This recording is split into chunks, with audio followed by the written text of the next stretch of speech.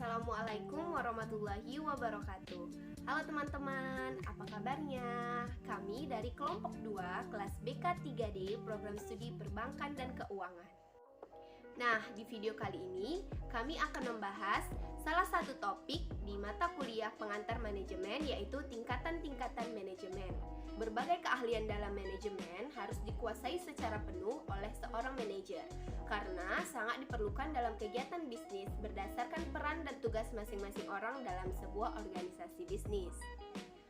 Nah, peran serta tugas dari setiap orang tersebut di organisasi terbagi menjadi beberapa tingkatan yang dinamakan tingkatan-tingkatan manajemen atau juga disebut sebagai hierarki manajemen. Nah, tingkatan-tingkatan manajemen itu terbagi menjadi 3, yaitu top management, middle management, dan first line management. Nah, apa itu top management? Top management atau manajemen tingkat puncak adalah tingkat manajemen yang paling tinggi dalam sebuah perusahaan dan memiliki tanggung jawab langsung terhadap pemimpin perusahaan. Nah, manajemen tingkat ini, keahlian yang diperlukannya adalah dalam hal komunikasi, pengambilan keputusan, konseptual, manajemen waktu, manajemen global, dan pada tingkat ini juga mereka memiliki tingkat otoritas tertinggi dalam perusahaan. Orang yang menempati tingkatan ini adalah direktur utama, presiden direktur, atau wakil direktur. Nah, manajemen tingkat puncak bila dilihat secara jumlah memang paling sedikit dibanding dengan manajemen tingkat menengah atau bawah. Hal ini dikarenakan tanggung jawab mereka lebih tinggi dan secara penuh atas keseluruhan jalannya organisasi. Dan yang perlu kalian tahu, manajemen puncak ini sangat berhak dalam memilih, mengangkat, serta memberhentikan manajemen yang berada di bawah otoritasnya. Beberapa tugas manajemen puncak atau top manajemen yang perlu kita ketahui. Yang pertama, menyusun serta menetapkan rencana perusahaan. Yang kedua, menentukan apa tujuan perusahaan. Yang ketiga, mengatur manajemen yang berada di bawah posisi manajemen puncak. Yang keempat, memanfaatkan berbagai sumber daya yang dimiliki perusahaan. Dan yang kelima, bertanggung jawab atas semua yang dilakukan oleh manajemen di bawahnya. Yang kedua, manajemen tingkat menengah atau middle management. Manajemen tingkat menengah adalah manajemen yang posisinya berada di bawah manajemen tingkat puncak. Untuk manajemen tingkat menengah biasanya ditempati oleh para manajer bagian operasional, mulai dari bagian pemasaran, personalia, produksi, keuangan, dan sebagainya. Masing-masing dari manajer tingkat menengah inilah yang bertanggung jawab atas keseluruhan kegiatan perusahaan yang berkaitan dengan kegiatan operasional perusahaan. Serta manajemen tingkat menengah ini bertanggung jawab untuk melaksanakan berbagai rencana dan kebijakan yang telah ditetapkan oleh manajemen puncak. Manajemen tingkat menengah ini juga menjadi perantara antara manajemen tingkat puncak dan manajemen tingkat pertama. Untuk manajemen tingkat menengah ini, mereka tidak terlalu mengandalkan kemampuan konseptual, akan tetapi mereka mengandalkan kemampuan manajerial dan hal teknis. Tugas manajemen menengah. Beberapa tugas manajemen menengah antara lain yaitu: pertama, melaksanakan perintah, rencana, serta kebijakan yang telah ditetapkan manajemen puncak. Yang kedua, memberikan saran atau rekomendasi kepada manajemen puncak. Yang ketiga, berkomunikasi dengan manajemen puncak serta manajemen tingkat bawah. Yang keempat, mengkoordinasikan seluruh kegiatan semua departemen. Yang kelima, mempersiapkan rencana jangka pendek, biasanya disusun hanya untuk 1-5 tahun. Yang keenam, bertanggung jawab secara langsung kepada Dewan Direksi dan CEO perusahaan. Yang ketujuh, memiliki keterbatasan tanggung jawab dan wewenang karena merupakan perantara manajemen puncak dengan manajemen yang lebih rendah. Manajemen tingkat pertama atau first line management. Manajemen tingkat pertama adalah manajemen yang tingkatnya paling rendah dalam sebuah perusahaan. Untuk tingkat pertama atau supervisi bertugas sebagai pembantu manajemen operasional untuk mengawasi para tenaga teknis atau buruh pekerja yang dibebankan kepadanya tidak terbengkalai. Apa yang telah direncanakan di setiap bagian operasional dapat dilaksanakan sebagaimana mestinya. Manajer pada tingkat pertama ini mempunyai wewenang dan otoritas yang terbatas. Orang yang biasanya berada di tingkat ini terdiri dari supervisi, superintendent, department manager, section manager, ketua kelompok, dan lain sebagainya. Keahlian utama yang perlu dimiliki dalam level ini adalah keahlian komunikasi, pengambilan keputusan, manajemen waktu, dan teknikal. Kemampuan konseptual hampir tidak dibutuhkan pada tingkat ini.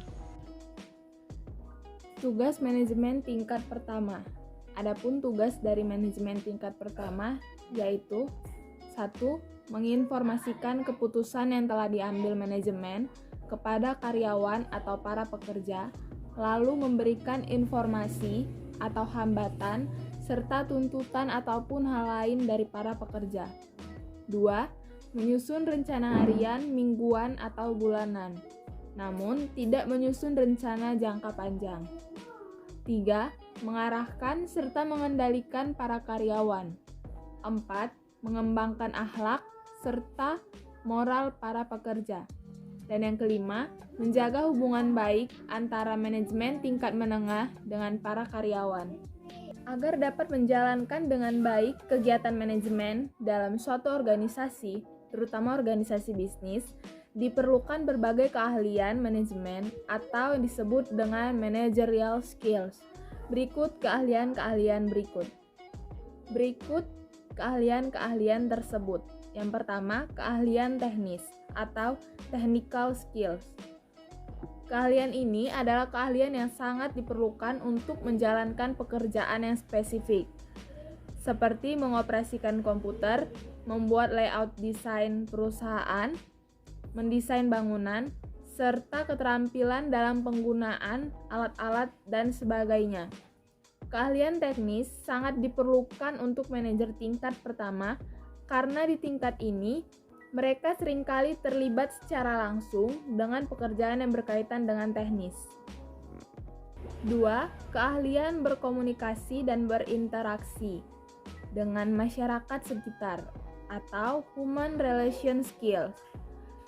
Keahlian ini adalah keahlian dalam memahami serta melakukan interaksi dengan berbagai tipe orang yang ada dalam masyarakat. Contoh dalam keahlian ini adalah keahlian berorganisasi, meyakinkan orang lain, memotivasi karyawan untuk menyelesaikan tugas yang diberikan. Komunikasi persuasif harus selalu diciptakan oleh seorang manajer kepada bawahan yang dipimpinnya. Selain itu juga, manajer dan bawahan perlu berinteraksi di luar wilayah jam kerja. Hal ini akan menambah keterbukaan, keharmonisan, dan karyawan akan merasa dihargai. Ketiga, keahlian konseptual atau conceptual skills adalah kemampuan untuk mengkoordinir serta mengintegritas seluruh kepentingan serta berbagai kegiatan perusahaan. Mereka harus berpikir secara sistematis, abstrak, termasuk di dalamnya adalah mendiagnosa serta menganalisis berbagai masalah dalam berbagai situasi yang berbeda. Bahkan ini merupakan keahlian untuk memprediksi di masa yang akan datang.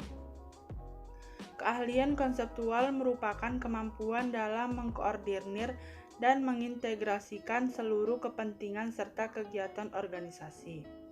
Keahlian ini sangat penting untuk manajer tingkat puncak, karena manajer tingkat puncak harus memiliki keterampilan yang berkaitan dengan menciptakan ide, gagasan, dan konsep demi majunya perusahaan. Yang keempat, keahlian dalam pengambilan keputusan atau decision making skills adalah keahlian untuk mengidentifikasi suatu masalah sekaligus dengan menawarkan berbagai alternatif solusi atas permasalahan yang dihadapi. Setelah memilih solusi, kemudian manajer harus menerapkannya dalam sebuah keputusan organisasi serta mengawasi dan mengevaluasi secara terus-menerus. Kemampuan mengambil keputusan ini adalah tugas utama bagi manajer, khususnya manajer pada tingkat puncak. Tugas untuk mengambil keputusan dan mengembangkan menjadi sebuah peluang yang nantinya akan sangat bermanfaat bagi sebuah perusahaan. Yang kelima, keahlian dalam mengelola waktu atau time management skills adalah keahlian dalam mengelola serta memanfaatkan waktu secara efektif dan efisien. Seorang manajer harus memiliki daftar prioritas pekerjaan sehingga suatu pekerjaan dapat diselesaikan dengan lebih cepat atau sesuai dengan waktu yang sudah ditentukan. Yang keenam, keahlian dalam manajemen global atau global management skills adalah keahlian manajerial yang tidak hanya berfokus pada suatu keadaan di negara tertentu, melainkan juga lintas negara, bahkan sampai lintas budaya. Yang ketujuh, keahlian dalam hal teknologi atau technological skills adalah keahlian manajerial dalam mengikuti serta menguasai berbagai perkembangan teknologi dengan perubahannya yang sangat cepat. Di sini kami akan memberikan beberapa contoh dari top management, middle management, dan first line management. Untuk contoh top management terdiri yang pertama, CEO atau Chief Executive Officer. Yang kedua, CFO atau Chief Financial Officer. Yang ketiga, yaitu COO atau Chief Operating Officer. Untuk contoh middle management terdiri dari manajer cabang, kepala pengawas, kepala departemen, dan lain-lain. Untuk contoh first line management terdiri dari kepala produksi, mandor produksi atau mandor pabrik, kepala seksi untuk sebuah perusahaan besar dan punya banyak administrasi, pengawas teknis untuk perusahaan otomotif, supervisor, dan lain-lain.